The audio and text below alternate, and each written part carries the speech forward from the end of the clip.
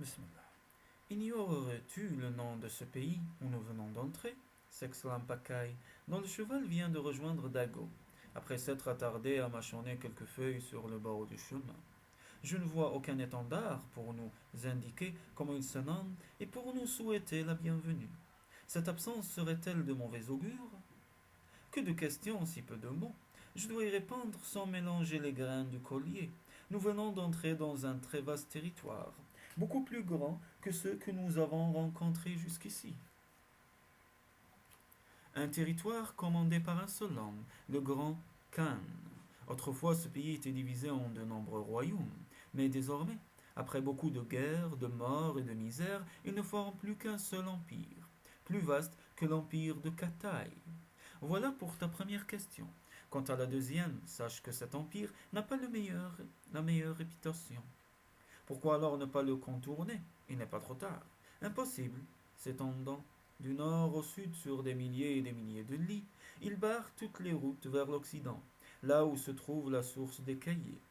Pacaille sursaute en entendant parler de source. Il reste muet pendant qu'il se gratte la tête, puis les aisselle et finalement s'exclame. Ainsi, les cahiers à couverture rouge sortent de terre dans les fontaines. Je croyais qu'ils sortaient plutôt de terre comme les coquelicots. Cette remarque arrache à son chien un tel éclat de rire que Dago, croyant comprendre qu'on va faire la fête, lance une ruade et entame un petit galop. Ayant réussi à ramener son cheval près de celui de Pacaille, son chien tente d'expliquer à son compagnon que les cahiers sont fabriqués, tels des étoffes ou des poteries, par la main des hommes. Comment? Il ne saurait le dire exactement. Certes, son père adoptif. Pacaille ne le laisse pas continuer. Il a compris de longue date que son compagnon n'était jamais aussi bavard que lorsqu'il se référait au discours de son père adoptif.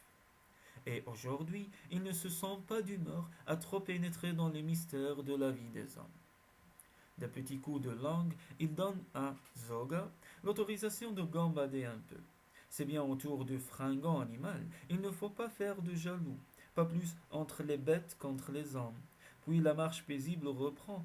10 jours passent, 10 jours de randonnée aussi monotone que la steppe alentour, sans la moindre parcelle d'aventure digne d'être consignée sur le cahier. Le 11e jour, de hautes montagnes apparaissent en direction du nord. Oh! S'exclame Pacaille. Regarde! Les collines sont saupoudrées de farine. Son chien explique à son compagnon que ce ne sont pas des collines, mais de hautes montagnes, couvertes non de farine, mais de neige. De neige. Ah, c'est vrai. Tu ne connais pas la neige. Comment t'expliquer? La neige, c'est de l'eau qui a eu froid et qui s'est transformée en farine, ou plutôt en duvet d'oiseau. Mon père adoptif. Oui, je sais, ton père adoptif. Dis-moi plutôt pourquoi on appelle cette montagne la montagne du vent jaune. Je croyais que le vent n'avait pas de couleur. Décidément, cet empire du Khan est un bien curieux pays. Blanc, jaune, peu importe après tout. Dis-moi plutôt si on mange la neige comme on boit l'eau ou si l'on se couche dessus comme sur un nid de duvet. Ni l'un ni l'autre. Dommage, car je commençais à avoir faim et envie de dormir. Moi aussi, et soif en plus. Descendant de cheval, nous chercherons des racines dans le sol, des baies sur les buissons et nous trouverons bien quelques sources pour étancher notre soif. Non, attends, j'aperçois des gens qui viennent vers nous. Ce sont sans doute des bergers. Ils portent des bâtons. Allons vers eux. Salut berger, comment vont vos troupeaux? Bonjour, moine voyageur. Merci de porter intérêt à nos bêtes. Pour le moment, grâce au ciel, elles se portent bien. Les pluies de fin d'été n'ont pas été paresseuses. L'eau, cette année, ne manque point.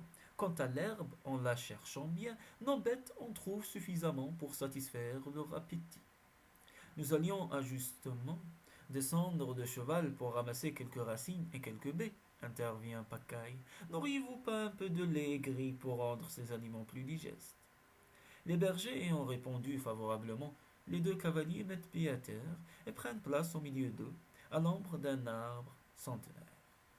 La conversation s'installe. Elle aussi, les bergers parlant de leurs troupeaux, les moines voyageurs de leurs chevaux et interrogeant les bergers sur les coutumes de ce pays, ils en profitent pour demander le chemin à suivre pour atteindre la passe des Trois Lanciers, qu'ils devront franchir dans leur marche vers l'Occident.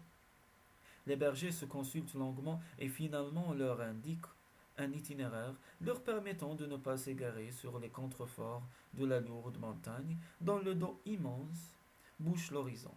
Et l'un des bergers ajoute: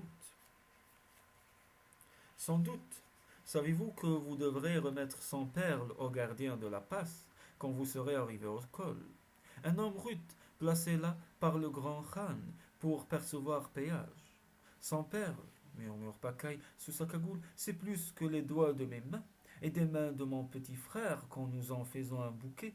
100 perles, s'exclame Sanchen, ma besace est bien trop petite pour en contenir tant. Et qu'advient-il quand on ne peut pas payer? Cela dépend de l'humeur du gardien.